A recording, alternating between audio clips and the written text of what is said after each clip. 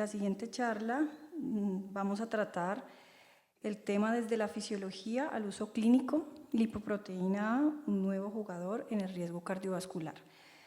Esta charla está a cargo del doctor Víctor Blanco. Él es médico internista endocrinólogo, médico institucional de la Fundación Valle de Lili, especialista en docencia universitaria y docente de la Universidad de ICESI.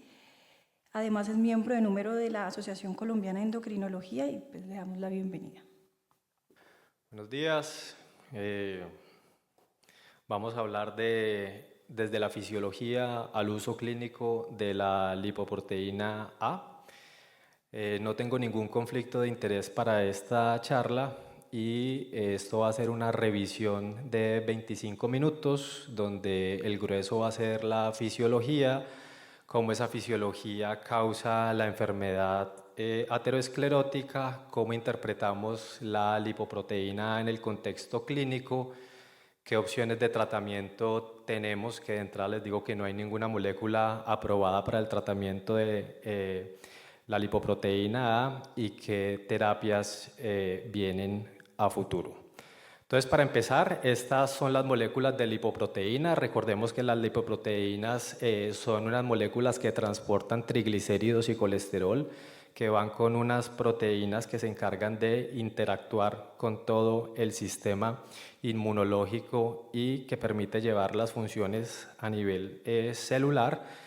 Aquí en mano derecha tenemos una molécula de colesterol de alta densidad que tiene una proteína que es la ApoA mayúscula, comparada con una molécula de baja densidad de LDL que está con una molécula de ApoB100, y aquí abajo la lipoproteína A minúscula, que es una molécula de colesterol LDL que va unida a una proteína de ApoA minúscula, donde es una cadena peptídica con un dominio proteasa. Como venimos hablando de genética, es muy importante entender que la lipoproteína tiene diferentes polimorfismos y que estos polimorfismos dependen de unos dominios proteicos en esta cadena de ApoA minúscula, que son los dominios Kringle. Esa apoproteína A está compuesta por 10 dominios, que son estos dominios que aparecen acá, van del 1 al 10. Son únicos, el único que se repite es el dominio Kringle 2 y este dominio Kringle 2 puede tener diferentes isoformas, es decir, que genéticamente puede venir codificada para tener diferentes números de repeticiones de Kringle 2. Esta molécula de apoproteína A minúscula está unida a la molécula del colesterol LDL a través de un puente disulfuro, y vean cómo esta molécula de apoproteína tiene una estructura muy similar al plasminógeno, y aquí empiezan a haber unas diferencias con las otras moléculas de colesterol, y es esa interacción o potencial interacción que puede tener con el sistema de fibrinolisis. Esta ApoA y lipoproteína A se sintetizan principalmente en el hígado, se ensamblan de manera intracelular con una unión no covalente de lisina en los dominios Kringle 7 y 8, se ensambla en una unión covalente en puente disulfuro de manera extracelular, y esta cantidad de producción de lipoproteína A va a estar en función de la variante genética del gen de LPA. Dependiendo de cuál de los alelos sea el dominante y que se exprese, asimismo vamos a tener esa isoforma en cada individuo, y esas tienen unas variaciones en cuanto a localización geográfica y a nuestros ancestros, como bien lo explicó el doctor Pachajoa. No se conoce muy bien cómo es el catabolismo de la lipoproteína A minúscula. La lipo-A se ha planteado que pueda ser a través del receptor LDL o que pueda ser a través de la vía del PCSK9 o que tenga un catabolismo a nivel renal. Sus funciones fisiológicas principales pues va a ser el transporte de colesteroles, triglicéridos, ésteres de colesterol y otras apoproteínas como la función de todas las lipoproteínas. Adicionalmente, la lipo-AD es un sistema de conexión entre el transporte del colesterol y el sistema fibrinolítico. Va también a modular los procesos de coagulación y los procesos de fibrinolisis y tiene una función muy importante que no tienen otras lipoproteínas, y es que transporta fosfolípidos oxidados. El 90% de los fosfolípidos oxidados está dado por la lipoproteína A, y esta lipoproteína A se va a comportar como una proteína de fase aguda que está implicada en la curación de heridas, la reparación de tejidos y por su similitud a los factores de crecimiento se puede comportar en algunos casos como un factor de crecimiento. Tiene un efecto dual inflamatorio y antiinflamatorio, y por eso es que puede ser a veces un poquito difícil de entender en cuanto a sus funciones y su proceso patológico. Hace un efecto inflamatorio principalmente por esos fosfolípidos oxidados, haciendo una inflamación estéril en la pared arterial y activando todo el sistema inmunológico, principalmente monocitos y macrófagos. Y también tiene una función antiinflamatoria que va a servir como esa molécula transportadora de fosfolípidos oxidados. En bajas concentraciones va a servir para remover todo este material que lleva a la inflamación, y va a hacer que estas células endoteliales tengan una mayor tolerancia al estrés. En cuanto a la fisiopatología, la patogénesis está principalmente dada en tres funciones, lo que es el efecto proinflamatorio, el efecto proaterogénico y el efecto protrombótico. Empezamos con esta molécula de lipoproteína A, donde está transportando estos fosfolípidos oxidados, y estos fosfolípidos oxidados se van a encargar de hacer un efecto quimiotáctico hacia monocitos y macrófagos. Esto va a llevar a que se genere toda una inflamación en el endotelio que va a promover que haya una formación de células espumosas en el monocito macrófago, que es uno de los principales pasos iniciales para la formación de la placa aterogénica. Esto va a hacer también que se aumenten unas moléculas de adhesión y proliferación, y hace que se exacerbe y se aumente todo el sistema proaterogénico. Y adicionalmente, por su similitud con la estructura del sistema de fibrinolisis, pues va a hacer una disminución en la activación del plasminógeno, en la degradación de la fibrina, y va a aumentar la respuesta plaquetaria, haciendo un efecto también protrombótico. A manera de esquema, aquí está la molécula de lipoproteína A. Como les dije, ella va a hacer que se aumenten todas estas moléculas de adhesión, como son los BCAM y los MCAM, que van a interactuar con el sistema de monocitos para que interactúen con las moléculas de lipoproteína y fosfolípidos oxidados. Estas moléculas de lipoproteína son endocitados por el macrófago y se transforman en unas células espumosas. Estas células espumosas están relacionadas también directamente con el sistema inflamatorio a través del sistema de las interleuquinas, y esto hace a su vez también que se empiece a formar la placa, y que esa placa aterogénica sea mucho más vulnerable a la vez que forma y activa todo el sistema de plaquetas. Es importante entender la lipoproteína en esa función de transporte de fosfolípidos oxidados. Acá hay un ejemplo de una placa aterosclerótica que se rompió, y cómo la vamos a ir analizando a través de inmunohistoquímica en la expresión de los diferentes marcadores de inflamación. Aquí en el panel B lo que estamos viendo es cómo se marcan todas las células musculares, cómo en la parte de la capa de la placa se forma una apoproteína A pequeña, y cómo en toda la placa hay unos depósitos de fosfolípidos oxidados muy importante, y cómo a medida que madura la placa aterosclerótica, aquí en este panel D, desaparece por extracción la apoproteína B, que como sabemos es la molécula del colesterol LDL. Todo el sistema de inflamación, estos son sistemas de monocitos macrófagos, y cuando se hace un cateterismo y se recoge esa placa aterosclerótica y se analiza bioquímicamente, se ve que está compuesta principalmente por estos fosfolípidos oxidados. De ahí la importancia de la inflamación y la aterosclerosis de la lipoproteína A en la formación de enfermedad aterosclerótica. Esta lipoproteína A hace una mayor acumulación en la placa de ateroma comparada con el LDL. Hace que esta lipoproteína A sea un poco más pegajosa cuando la comparamos al colesterol LDL y tiene una menor facilidad para extraerse de la placa que ApoB. Como les mostré en la diapositiva anterior, se conserva el fosfolípido oxidado, pero se extrae la apoproteína B. Como esta formación de la lipoproteína A viene codificada genéticamente por el gen de la lipo-A, ¿sí? El 90% de las concentraciones plasmáticas está determinado por nuestros genes. Y como ya lo vimos anteriormente, pues la enfermedad aterosclerótica no solamente es monogénica, sino que se interactúan con otras proteínas y no solamente son proteínas lipídicas, sino que acá ya viene un enlace con los otros sistemas, como es el sistema inflamatorio y el sistema de fibrinolisis.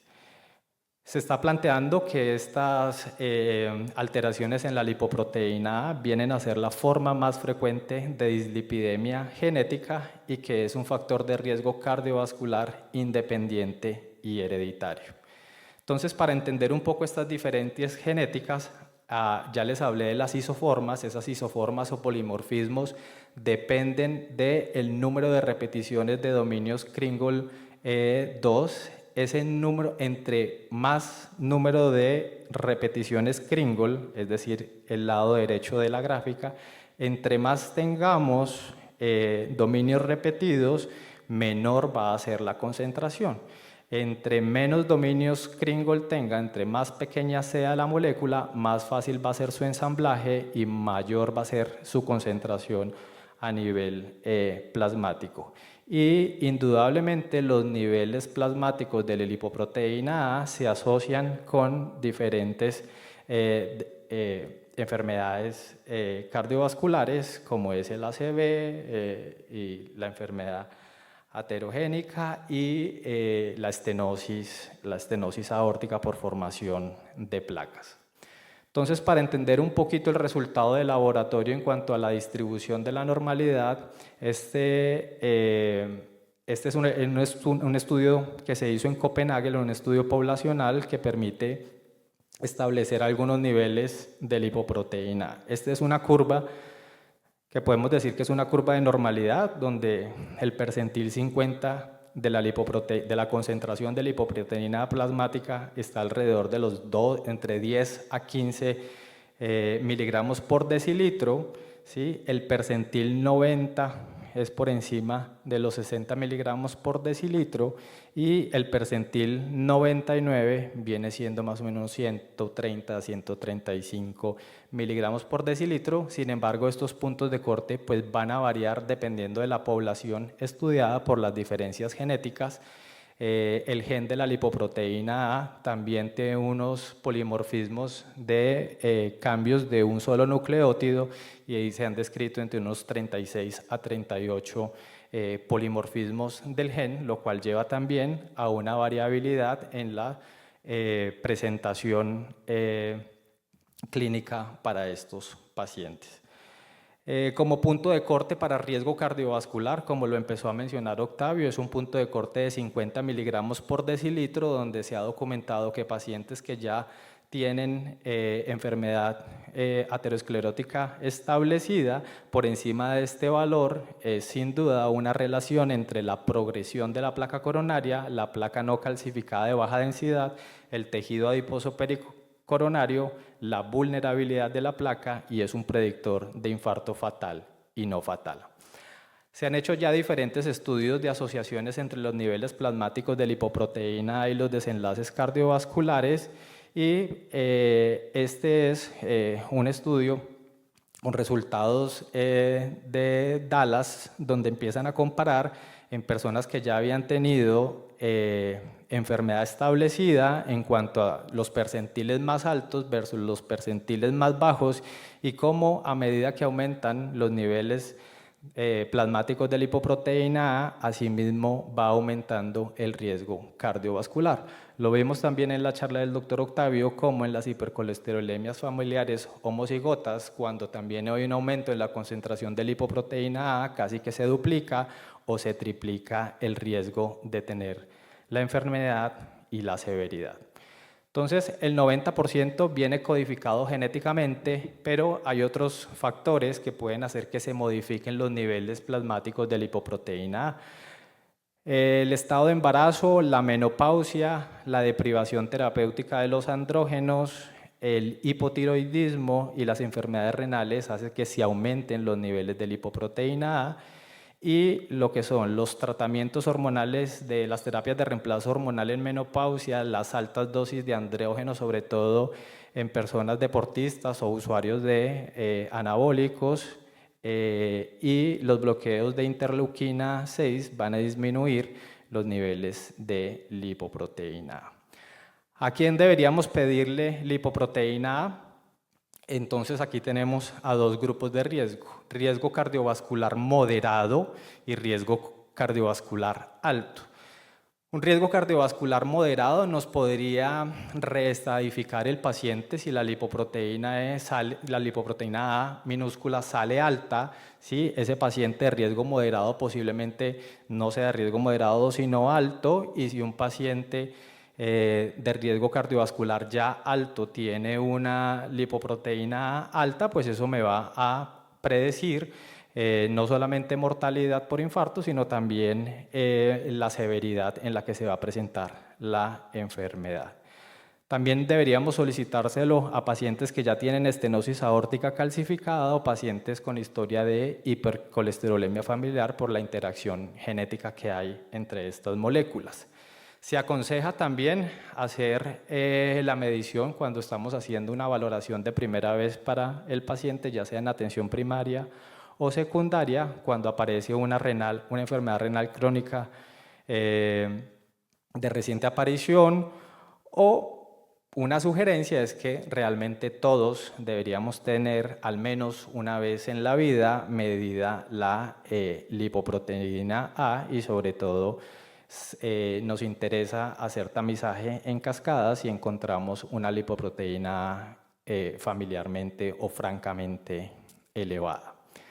¿Cuáles serían nuestros puntos de corte? Y como les digo, estos son puntos de corte basados en estudios poblacionales ya con pacientes con enfermedad.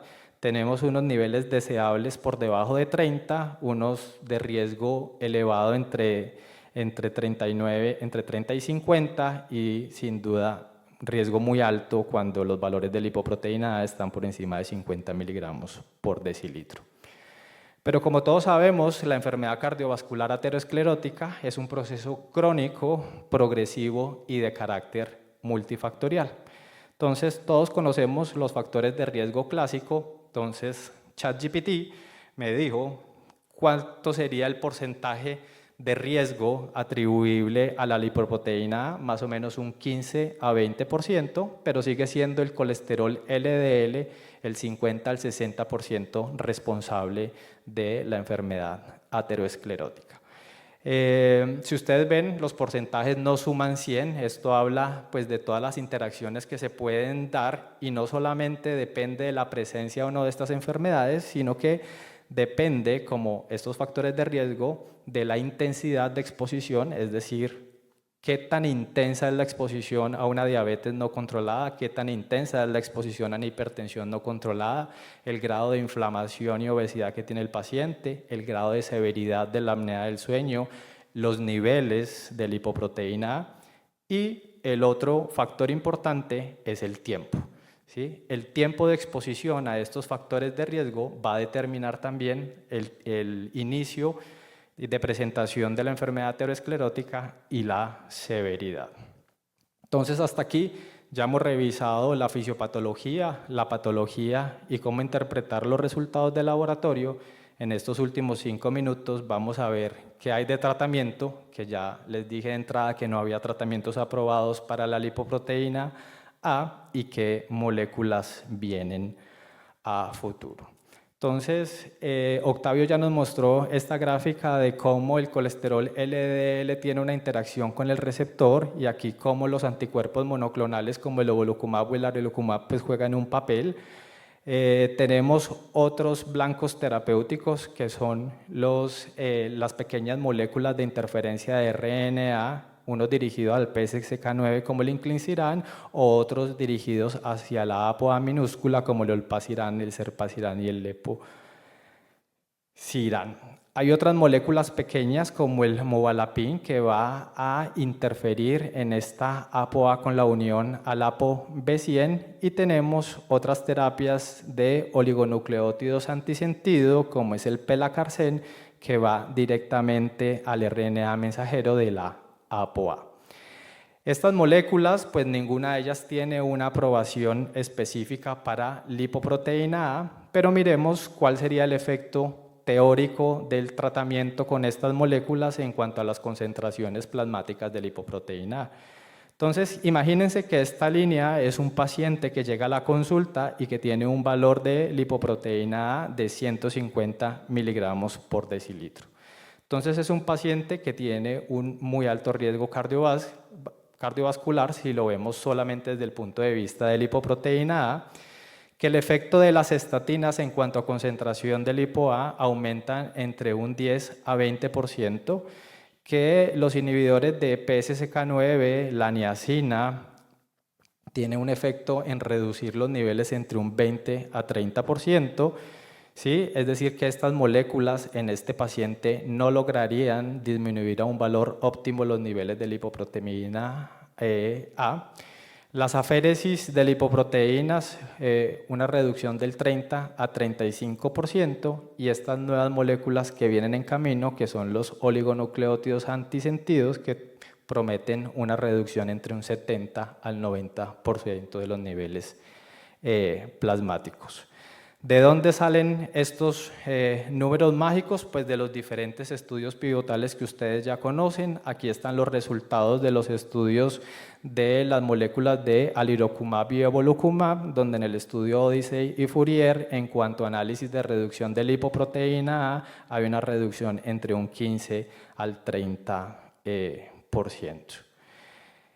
Están los ensayos clínicos fase 3 de efectos de inclisiran, que son todos los estudios Orión en cuanto a reducción de niveles, más o menos también un 20% de reducción en niveles de lipoproteína A.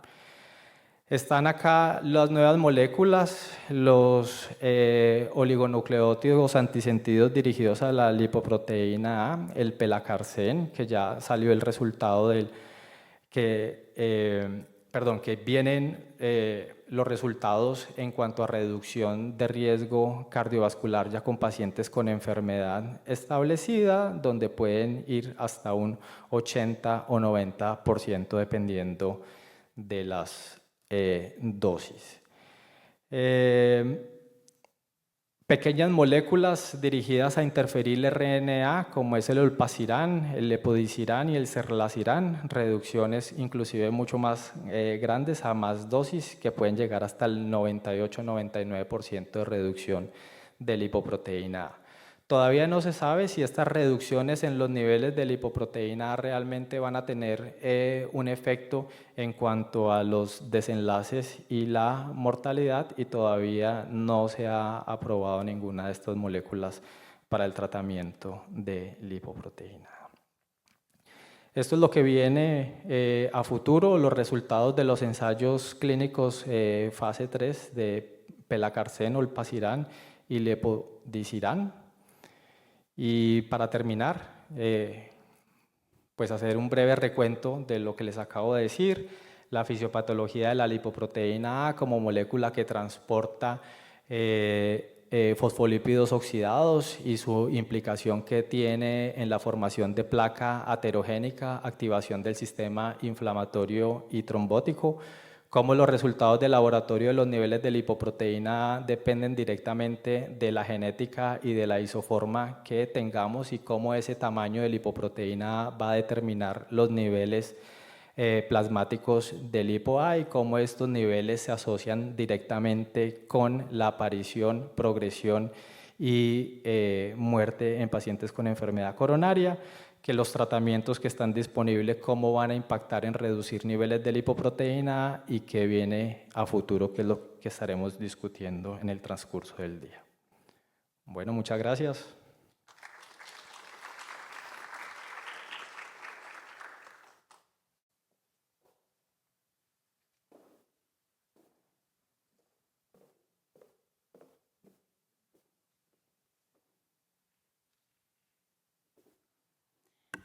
Bueno, muchas gracias, doctor. Excelente conferencia. Vamos a abrir el espacio para la sesión de preguntas. No sé si alguien en el auditorio quisiera aprovechar a los dos conferencistas que tuvimos anteriormente.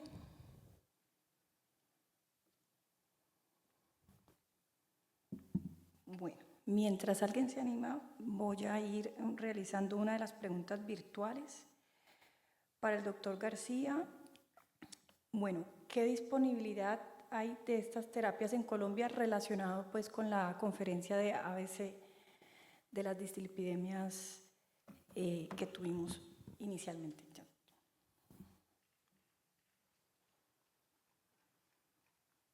Y si además hay disponibilidad de aféresis de lipoproteínas, que pues también era la última terapia de la que hablaste. Afortunadamente la mayoría de estas terapias están disponibles. Los inhibidores de PCSK9 pues los tenemos disponibles y están en el plan básico de salud. Inclisiran, que fue otro de los que nombré, que actúa también sobre el PCSK9, también lo tenemos disponible, pero se prescribe vía MIPRES. Lo tenemos disponible y está dentro del plan básico de salud. Tengo entendido de que Evinacumab, que sería la otra terapia independiente del receptor LDL, pues ya pasó su proceso de solicitud al INVIMA para ser aprobado, pues ya toca esperar que el INVIMA haga la gestión. Y la aféresis de lipoproteínas es complejo. Nosotros hemos tenido pacientes que nos ha tocado hacerles plasmaféresis para barrerles triglicéridos principalmente, pacientes que llegan con pancreatitis severa.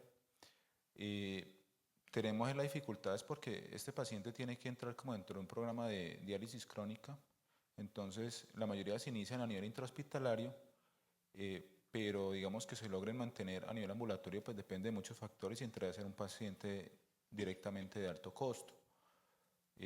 Afortunadamente hasta ahora no hemos tenido que matricular a un paciente en un esquema crónico de aféresis de lipoproteínas, pero yo creo que sí habrían muchas dificultades desde el punto de vista de costos y aprobación por las entidades de salud para que sea una terapia crónica como tal. Gracias. Perfecto. No sé si alguien del auditorio se anima, al doctor Corral. Muy buenos días, muchas gracias. Felicitaciones para los tres expositores, realmente excelente. Quería hacer una pregunta al doctor García en función de la utilización del score de calcio en pacientes de altísimo riesgo cardiovascular, como son las formas homocigotas o incluso heterocigotas compuestas o dobles heterocigotas, donde sabemos que el score de calcio nos va a detectar una etapa avanzada de la aterosclerosis, donde la calcificación fundamentalmente es un proceso en el cual lleva sus décadas y habla de, en parte, de estabilización de la placa. Mi pregunta puntual es, probablemente en esos grupos de pacientes, la utilización de una angiotomografía para detectar la placa blanda, la placa más friable, la placa más complicable, nos aportaría más información. Corremos el riesgo, a mi criterio, de utilizar el score de calcio, que el score de calcio nos dé 0, que disminuyamos el umbral de awareness o de preocupación de ese paciente. Probablemente hoy el score de calcio esté más ubicado en aquel grupo de pacientes de riesgo intermedio.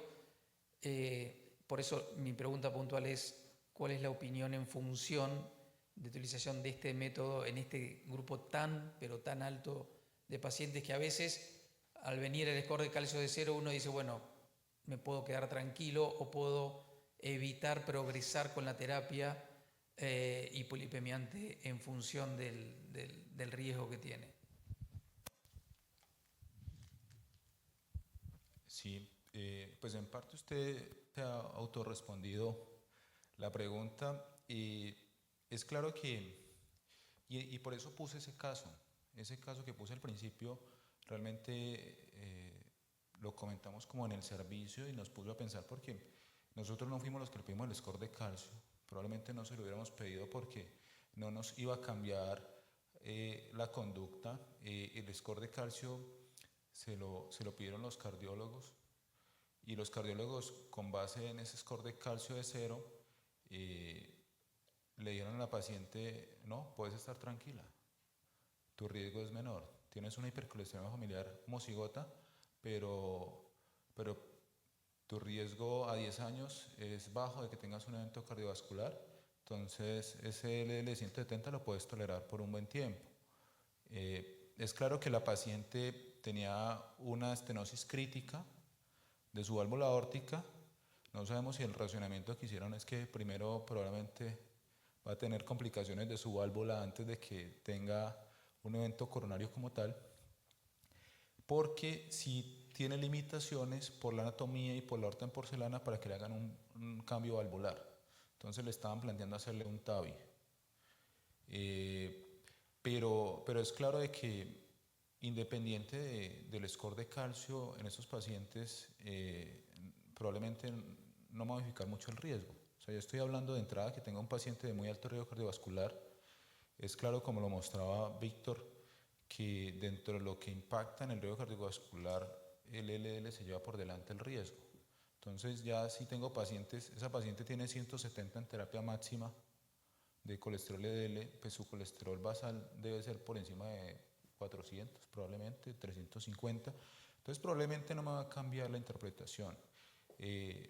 Pero lo puse porque sí, entra la discusión.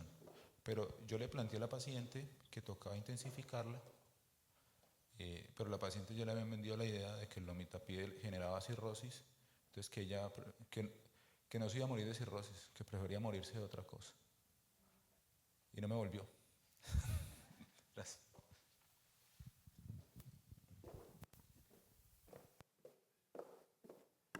De pronto algún comentario, los asistentes, respecto pues a este tema del caso controversial de la segunda conferencia, perdón. Hay una última pregunta en el chat y es sobre la conferencia de lipoproteína A. Dice la pregunta, ¿cree usted que al 2025 deberían perseguirse metas de lipoproteína según el paciente, digamos, como de manera individualizada? Es lo que entiendo más o menos de la pregunta. No se sabe, no sé. Esa es la respuesta concreta. Realmente pues no hay estudios que muestren que reducir niveles de lipoproteína para llegar a qué objetivo terapéutico, cuál es el objetivo terapéutico, va a realmente disminuir el riesgo o va a disminuir la incidencia de eventos cardiovasculares, no se sabe. Además, pues saber que los niveles de lipoproteína pues vienen determinados de manera genética, ¿sí? Entonces, en qué momento yo empiezo una terapia, pues va a también determinar un poco, porque esto pues viene siendo una causa genética que viene a presentarse desde o empezarse a fisiopatológicamente a formar desde los primeros años de vida, pero que va a tener que interactuar con los otros factores de riesgo para la presentación de la enfermedad como tal.